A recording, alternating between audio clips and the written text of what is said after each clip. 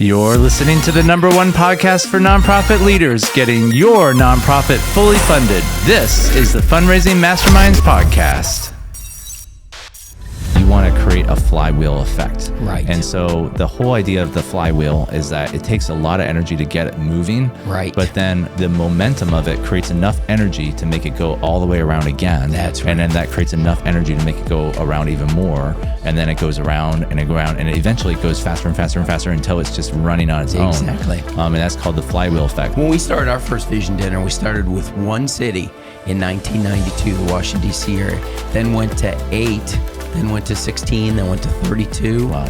then went to 75, Wow. and then eventually got to 125. Well, welcome back to another episode of the Fundraising Masterminds Podcast. We are super excited to have you with us today. We've got some exciting things to talk about today, Jim. We're going to be talking about movements. Yes. And how to build a movement, how to grow a movement, how to get a movement started. Right. And using your dinners as a key springboard to replicate and multiplicate. Yeah. So, how is this topic relevant to a lot of nonprofits as they're listening? They're thinking, well, I'm sure some people are thinking, well, I don't care about a movement or whatever. Yeah, I'm happy. I'm satisfied in my own little community. Why do I need to think about bringing this to other areas? So at what point in time does a nonprofit shift their thinking from, hey, we're just, local, we're a local pregnancy center, or a local Christian school, or local homeless ministry. At what point in time do they start to shift to think, maybe we could take this on the road? Well, I think the biggest thing is, how do you want to grow? You and I are always advocating for a 3, 5, 10-year plan. Mm-hmm. And if your organization is one that wants to grow, this is a tremendous way. If you could be a small nonprofit organization in Chicago, but have a big vision to bring this to other cities around the United States, this is a great way to do that. Or as an example, the Christian Embassy in Washington, D.C., which is an offshoot of Crew. They are in Washington, D.C. People have a heart and passion for what's going on in Washington, D.C. to bring the message, bring their story to other cities. It's just a great way to do that. Yeah. Well, and I'm also thinking of Bill Bright, back in the when Crew was started. 1951. He had a vision to reach college students in not just his local community, but all over the world. At what point in time did it shift for him? Well, it really shifted very early. I mean, God gave him the original vision in 1951 to start a movement on the College of UCLA. That was the first movement that Crew had, but it never was that small in the mind of Bill Bright. He had a vision for taking this message throughout the whole world, not just the United States, but the next campus that he started was Arizona State University, and then started to move to other schools around the United States, and bringing the same heart and vision, almost with the same mindset that, say, McDonald's or Chick-fil-a has, to replicate and to franchise the vision that you have. That was what God gave Bill Bright in 1951, was to replicate what God was doing at UCLA. Isn't it amazing how some people just think that way from day one, absolutely. And other people just, like, I don't think that way. It's just like taking over the world. Yeah. Well, Bill Bright was an entrepreneur, and he owned a candy business in Southern California. So he already started with a vision for taking an original organization and make it a worldwide organization. That's where he started Bright's Fancy Candies. Wow. And it moved that same model, that same entrepreneurial spirit God used to fuel That's why he was the perfect person. Yeah. He did go to seminary, was seminary trained, but he had an entrepreneurial spirit. And that same entrepreneurial spirit still exists in 2024. And that's why we still see movements everywhere. Now, I could hear some people in our audience just thinking, well, Bill Bright's, Billy Graham's, they come along every once in a while, but I'm not that kind of person. Yeah. So I wanted to share just some examples of people that we're working with on a regular basis. Yeah. One man comes to mind, Matt. His name is Matt. Matt Armstrong, He started a organization in Illinois, Elgin, Illinois. And, it was an outreach program for kids in public schools. And he really had a vision to multiply to other cities. Right. So, right now he has, you said maybe 5 or 6 different locations that he's ministering to, but that's an example of, you have to start somewhere. You can't just go from, being in one city to being nationwide in a second. It kind of, you have to, start with multiplying 1 and then go to 2 and then go to 4 and then go to 6. Yeah. So, but at what point in time did Matt kind of realize, because I know you worked with him a bit, that he could take this on the road? Yeah, Matt had an amazing board. He was the first executive director of the organization. I had the privilege of knowing some of the founding individuals, and they always had a heart and a passion to grow beyond the Elgin, Chicagoland area. But Matt really took it to the next level by targeting a handful of cities and said, we want to go to Tampa, we want to go to Houston, we want to go to a few other cities that they've started, Milwaukee and things, where they could begin to replicate this model that works so well in the Chicagoland area. Nice. Yeah, and there's another network that we've been working with, the Chesterton Network, and they're planting Christian schools in different cities in the country, and that's really been taking off. Yeah. And there's a lot out there, that can be done. So in this episode, we wanted to talk about specifically if you're getting to that point where you're thinking, I think my thing can be replicated. I think maybe you're running a ministry with developmental disabilities and you're ministering to kids, or you're ministering to families or parents with developmental disabilities. Maybe you think, I think this can go beyond where we're at. I think we could take this to different cities because this problem is everywhere, or maybe it's homelessness, or maybe it's, and so what we wanted to talk about in this episode is 7 steps, practical steps. We like practical things. We do. Things that you can do specifically. 7 steps that you can do to move towards replication. Right. And so that's what we wanted to talk about. So the first point that we wanted to get into is identifying, where you want to go. Right. So the first step in everything is just thinking through, like with Matt Armstrong, why did he choose, the cities that he chose? Houston, Tampa, Dallas. Right. Yeah. Why did he choose those cities and not, well, LA it somewhat dovetails with the number 2 point that we're going to talk about building a nucleus. We'll get there in just a second, but it generally comes with others who are like-minded. If there's people who call and question with the kinds of things that you're doing, why you're working, how you're working, that generally is the groundswell that gets things going. People who say, hey, I hear you're doing some great work in this area, like you said, working with special needs kids. It could be human trafficking. It could be evangelistic efforts. But if you're doing something unique and different, generally others are going to hear about it, and it's going to build a groundswell. And of course, people and money are 2 critical elements as you start up any effort. So targeting the city generally starts with a groundswell of individuals who have a heart and a passion for what you're doing. Yeah. Well, and that leads perfectly to our second point, which is that we want to start to build a core nucleus. So we call it a nucleus. It's a core group of people. Probably all you need at a minimum is 15 to 20. maybe 25. But you don't need a lot of people, but you need more than 2, but you need a core group that are starting to get excited about your organization. So we always talk about the life acrostic, right?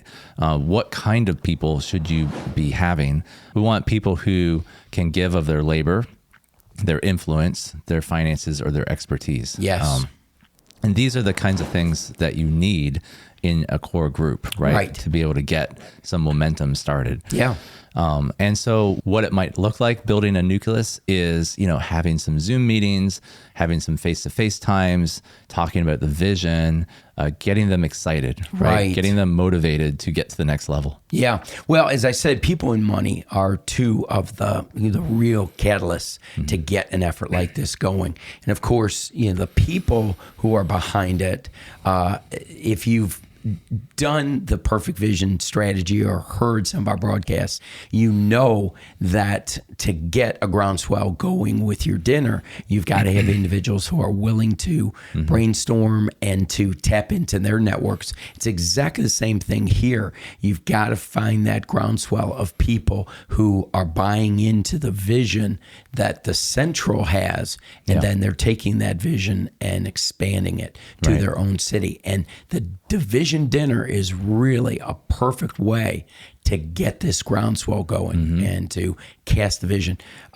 We always talk about making sure our mission, vision, and values are communicated. And of course, no better place to do that than the Perfect Vision Dinner. Yeah, so it's really important that these people are like-minded, that they are aligned with your ministry, that they're excited about expanding, that they're vision-oriented. We don't want people there that are bureaucratic, and kind of holding things up. We want to get them excited to grow, right? It's not, we're not going to necessarily depend on them to run the whole thing, but we want to use them as a way of helping us tap into the community so that we can really get some funding for this thing. So understanding the purpose of the core group, right? The purpose of the core group is to help launch something, not to actually run it. We're not dependent on these people, right? So that leads us to number 3, which is we want to have a Perfect Vision Dinner in this town.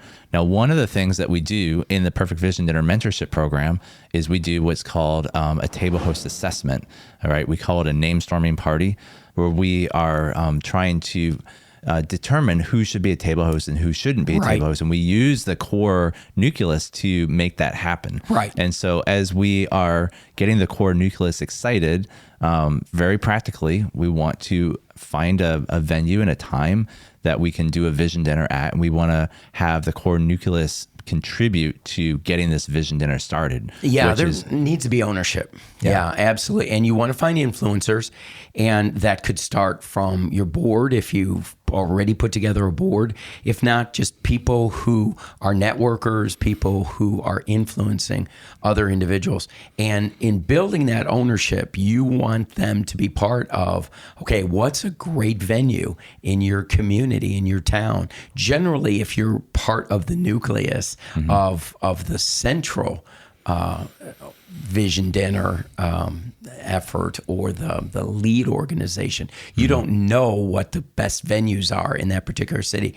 Those influencers understand that better than anybody else. Yeah, and I could hear people saying, you guys are always talking about vision dinners, why vision dinners all the time? And I'm like, because when you find something that works really well, why would you want to try something else? I mean, we're typically raising no little than $100,000. In fact, we have over 40 organizations in our Perfect Vision Dinner mentorship program, and we have set goals for each one of them individually, and not one of them is less than $100,000. Right. And so, that's the kind of money that you need to start something, right? When you have $100,000, you can hire a couple part-time people, you can get some momentum going, right? And that's why this works so much better, than doing, some tic-tacky fundraiser or just kind of scrounging by with what you have.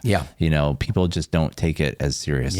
There's nothing better, Jason, and I'm preaching to the choir here, I know, but there's nothing better than a Perfect Vision Dinner strategy to reach a large group of people with a message and get them to move to action, and that action being first of all, giving you their finances, but then giving their labor, influence, and expertise. And so that's why the Perfect Vision Dinner is so great as you're looking to expand and build movements everywhere. So let me just recap the points so far. So the first point we made was we want to identify where we want to expand to. Then we want to build a core nucleus. Then we want to prepare the core nucleus for a vision dinner. Right. And then number 4 is that we want to actually do a vision dinner in that town. Right. And our goal for our first vision dinner, our goal for the first vision dinner is always $100,000. Yes. Between 100 and 150. That's our kind of target goal. Right. And that is really the catalyst. You're always famous for saying the vision dinner isn't the end, but it's the commencement. That's right. It's the beginning. Yeah. Right. So we're commencing. Now I could hear some people saying, well, isn't a vision dinner, or they might call it a gala or a banquet, don't I need to have a ministry in order to do a vision dinner? Well, I mean, my experience is that if you've got a dream and you've got a vision, that's really all that you need. I can't tell you how many times I've had individuals who are trying to start ministries and all they've got is a vision, and the dinner just is a great way to bring that vision to them and really to launch, because there's a certain segment of the population that wants to give to an organization that's existing, but there's also another segment that wants to give organizations that are just launching, that are kicking off, and those are the people that you especially want at your dinner. I would say probably a third of the people that are in our class right now are just starting. Yeah. They don't have much going on, but they have a big vision. That's right. And we've launched several things. We've launched several schools last year, several different organizations. And so totally possible, totally doable to just have a vision. Yeah. So if you're thinking about doing this perfect vision dinner strategy, we have got a program that we've put together for you called the Perfect Vision Dinner Mentorship Program. And the exciting thing about this is that you don't have to figure this out on your own. In fact, if you Google how to do a vision dinner, I don't even think Google even knows what that means. The standard, terminology is like galas, or maybe a banquet or something. But the way that the world does things is more of a fundraiser, where you have tickets and you're doing auctions and you're doing things, underwriting, sponsorship. Yeah, you're doing things that kind of like raise money. But I had someone tell me recently that they used to do the gala thing, and this was kind of a famous type person. So he's in the category of celebrity. Yeah. But he said he runs a nonprofit, and he said, I used to do the old fashioned gala with the auctions, and they would spend $300,000 in expenses to put this thing on, and they would raise $400,000 and they would net $100,000. Yeah. And I was like, are you kidding me? Like we do 100,000 and our expenses are like 10. Yeah. It's like a 10-to-1 return. Yeah. And it just blew him away. He just couldn't believe. Yeah. And I said, we have other organizations that are raising 250, 300, some are in the 500,000 range, and their expenses aren't that much. No. They're, maybe 25 or 30,000. Right. But it's incredible. Yeah. Just the amount of return if you do it the right way. Yeah. So what the reason why we started this Perfect Vision Dinner Mentorship Program is because we know that it takes a lot of work to put something like this on. It's kind of like putting on a wedding a little bit. There's a lot of planning that needs to be put into it. Right. There's a lot of details. There's over 230 items that need to be done. Yep. And it can be overwhelming, especially if you don't have someone with you that has done it before. A lot of people question whether they're doing it right. And so we created a 20-week mentorship program where Jim and I literally walk you through step by step. And I'm not just saying like, oh, it's a video course, you can just watch a bunch of videos and we leave you alone. No, there are videos that you watch, but we meet with you every week and we guide you through the process. We check in with you. We do surveys every week to make sure that you're on track. We do breakout calls. We do private calls. Like, we really want to make sure that you are on track, you're on the right program, and we want to see you succeed. Right. So if you are interested in joining a program like that, We do have space available. We do it twice a year, very limited space. We can only take a handful of organizations at a time. But if you're interested in that, if you're listening to us and you're thinking, man, I'd love to do a vision dinner, and I'd love for these guys to help me with that, we would love to work with you. So go to fundraisingmasterminds.net and check out the Perfect Vision Dinner Mentorship Program. We typically teach it twice a year. We do one in the spring that is 20 weeks to help prepare your organization for a vision dinner in the fall. And then we do one class in the fall to help prepare your organization for a vision dinner in the spring. And we're walking you through the process. So it's not like you learn a bunch of stuff and then you got to go figure it out on your own. You're learning as you go, and we walk through the process with you. So it's almost like we're a part of your team and we're just doing it with you. Yeah, there's a three-leg stool that we talk about. There's the individual community that we build where you share ideas. There is the weekly calls that you and I are on those calls responding to people's questions. And then there's the video training and notebook that is just invaluable that comes along with that. Yep. So if you're interested in a program like this, check out the Perfect Vision Dinner. But yeah, let's talk about the next steps. So we do our Perfect Vision Dinner. We raise our 100,000, 150,000. Now, what do we do? Yeah, we identify the critical few from there. I've always said that coming out of dinner, you typically find that 80% of your money comes from 20% of your people. So what you're doing is you're kind of skimming the cream off the top, and you're taking those individuals who show the most interest based on the dollars that they've given. And those individuals, you run them through a very specific targeted communication strategy to work towards the win, keep, and lift. If you remember, win, keep, and lift, as we've talked about in the past, it's winning people to your cause, keeping them through cultivation, and lifting them through higher levels of involvement. This is that lift side of things where you're taking your critical few and getting them plugged in, immersing them into your ministry and what you're doing. Yeah, and a big piece of with the critical few is we want to start to incorporate them into the core nucleus. Right. Not everyone will be a part of that. That's right. But if you start with 25, maybe by the end of your vision dinner or by the end of the next year, you now have grown that to 30 or 40, core nucleus. Right. And so what tends to happen is you have like the core nucleus, then you have people that are a little bit further out that are not quite the nucleus, but they're pretty involved, and that would be our critical few. Right. And then from there, we have like a larger group of like maybe mid-level type people, and then from there, we have like the masses. Right. And so we want to start to target those different groups of people to get them interested in our organization. But we actually teach all that in our Winner's Circle program, which is, we don't talk about this a lot on this program. It's kind of a top secret little thing, but it's not really. I mean, we talk about it a lot to individuals, but essentially, if you do a successful dinner and you raise $100,000, we have a award called the Perfect Vision Dinner Award.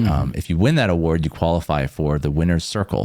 And the Winner's Circle is kind of focused on that keeping part. So we talk about win, keep, and lift. And so the Vision Dinner is focused on like that winning. We're winning people to your vision.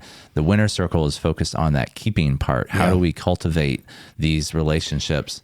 Yeah, the Winner's Circle is really the best of the best. We take all the individuals who just really succeeded well with their vision dinner, and we give them a very personal, special invitation only. Not everyone is invited to the Winner's Circle. This is an invitation only, special, and so when you say that it's kind of top secret, in a way it really is, because not everyone is invited, but the few, the proud are the individuals who get invited to Winner's Circle. And if you really want to get into the Winner's Circle, there's no like direct sign up for that. You really have to go through the Perfect Vision Dinner program to get into that, because we want to qualify everyone in there, because everyone that's in the Winner's Circle has understood the work and the effort and the vision behind why the vision dinner strategy works. Right. And it's super critical that everyone in there gets that. Yeah. Because it's such a critical part of what we do. Yeah. Well, the winner's circle takes people to the next level, Jason. Yeah. The dinner is a great foundation. That is, every outstanding development fundraising effort is always really established with a good foundation. That's what the dinner is. Yeah. The winner's circle builds on that and takes people to the next level. So let's go back to our talking points. So number 4 was that we want to host a vision dinner. Right. We raised our 100,000. Then we want to identify the critical few. And then we want to keep, that's number 5. And then number 6 is that we want to keep expanding your vision dinner donor base with annual dinners. So that's really the focus of the winner's circle, right? We're continuing to develop these relationships to work towards.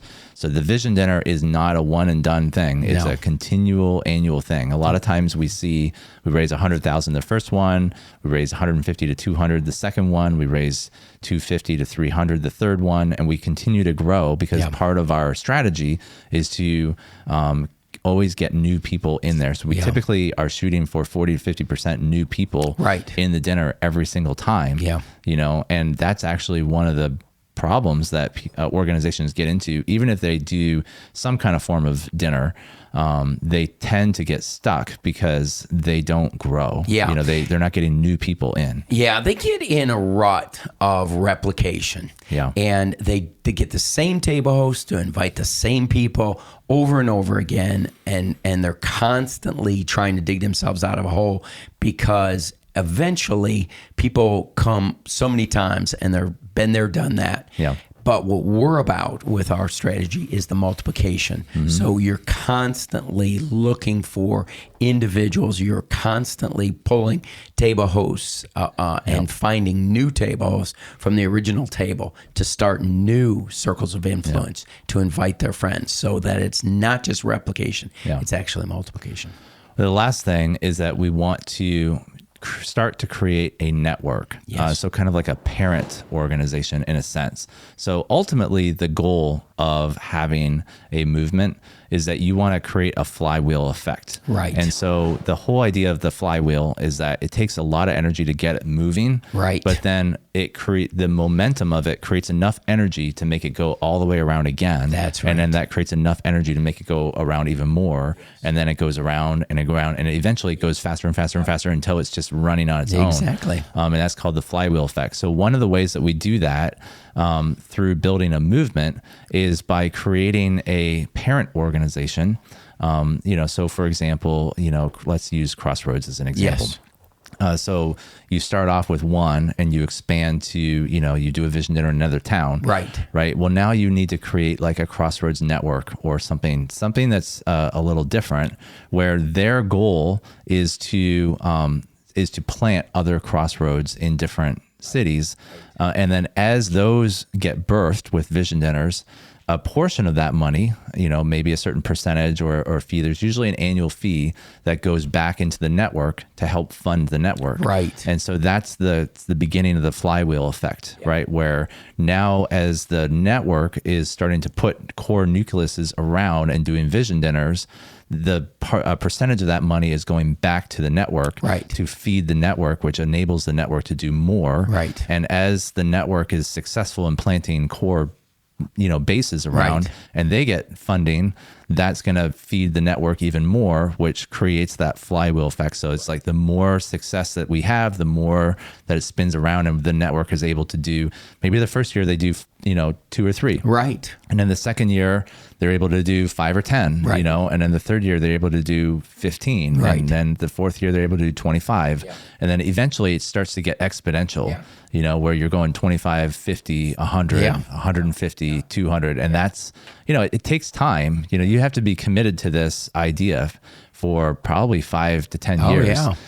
But if you stick with it, it can really take off quickly. When we started our first vision dinner, we started with one city in 1992, the Washington, D.C. area, then went to 8, then went to 16, then went to 32, then went to 75, and then eventually got to 125. And we've been working that 125 dinners around the United States since the mid 2000s. And it's just been, like you said, that momentum, the flywheel just keeps getting bigger and bigger and bigger and bigger. Yeah. And that's exciting. So there you have it. That's our practical steps on how to start a movement using vision dinners. Absolutely. Hopefully this was really practical and helpful. And again, if you're interested in learning more about the Perfect Vision Dinner Mentorship Program, check out the QR code on the screen or go to fundraisingmasterminds.net. Yeah. Jim, any last words about this? No, it's just a lot of times people don't realize just the strength behind the vision dinner strategy. You think that typically finding the right people is all that you need, but money is an important element of this. And if you can get your money, your seed capital done upfront and early, along with your people, it's going to just really just provide hydraulics to your whole growth strategy, and it's gonna, your organization's gonna take off like a rocket. Yeah, and one thing that just kind of drives me nuts as I talk to people on the phone is they just think the vision dinner is just a rebranding of like, we used to do banquets. Oh, we used to do galas. They don't work very well. Or, we do some kind of small dinner thing. But it's like when you drill into what they actually do, they're doing it all wrong. That's so right. It's not just another rebranding of what you think it is. It's actually a completely different way of thinking. We start with a completely different mindset. We have a completely different way of handling how we do it, the mindset of why we do it, and then what we do afterwards with the winner's circle and building. It's the win, keep, and lift. That's right. And so it's part of a bigger development system. And it's really, if you want to take your organization to the next level, you need to have a development system, something that can be implemented and replicated and repeated time and time again, where you have this plumb line that can really hold your organization together. It's really important to have something like that. Yeah. And, I hate to say it, but because so many people are doing a model that's outdated and old-fashioned. I was talking to an organization about 2 weeks ago, and they were telling me that they've been doing it this way, a certain way, for a long time. And I said, I'm sorry to tell you this, but you're using a model that's just simply outdated with selling tickets, selling tables, having auctions, getting sponsorship. I've seen people who they see some kind of form of vision dinner. We've had people that go to our vision dinners, they're audience members or they're a guest, and they don't know anything about the strategy, but they just look around the room and they go, oh, well, I can do this. And they just try to figure it out on their own. And there's so much more to it than just getting a bunch of people in the room. It's not about getting all kinds of people in a room. It's about the strategy. You got to get the right people in the room. We always say, like, I'd rather have 100 people of the right people than 500 people of the wrong people. And then you got to have a vision. You got to have the right program. You got to have the right presentation. There's so much that goes into it. That's why we spend 20 weeks coaching people through. If it was easy, we wouldn't need to do a 20-week mentorship program. Yeah, and it took us 40 years to strike on the right model that worked. What we're doing now looks a lot different than it did 40 years ago when I started doing this. But we continue to refine, and that's the problem. Is a lot of models they're still stuck in the 1980s, and we're not that way. Our model continues to adapt and adjust. Well, there you go, guys. Hope this was helpful. Check out the Perfect Vision Dinner Mentorship Program, fundraisingmasterminds.net, or click the QR code. One thing that we've actually started doing now is we've moved to an application process because we have had so many people want to be a part of this program that we can't possibly serve everybody all at the same time. So we now have an application, and I would encourage you, it doesn't cost anything to apply, but if you're anywhere remotely interested in this, getting this training, go to our website, fill out the application, and you'll get kind of put in the queue, and that kind of gets the ball rolling. So check that out, fundraisingmasterminds.net. And thank you so much for joining us on this episode of the Fundraising Masterminds podcast. I hope that you learned a lot about how to build a movement using vision dinners. We'll see you next time.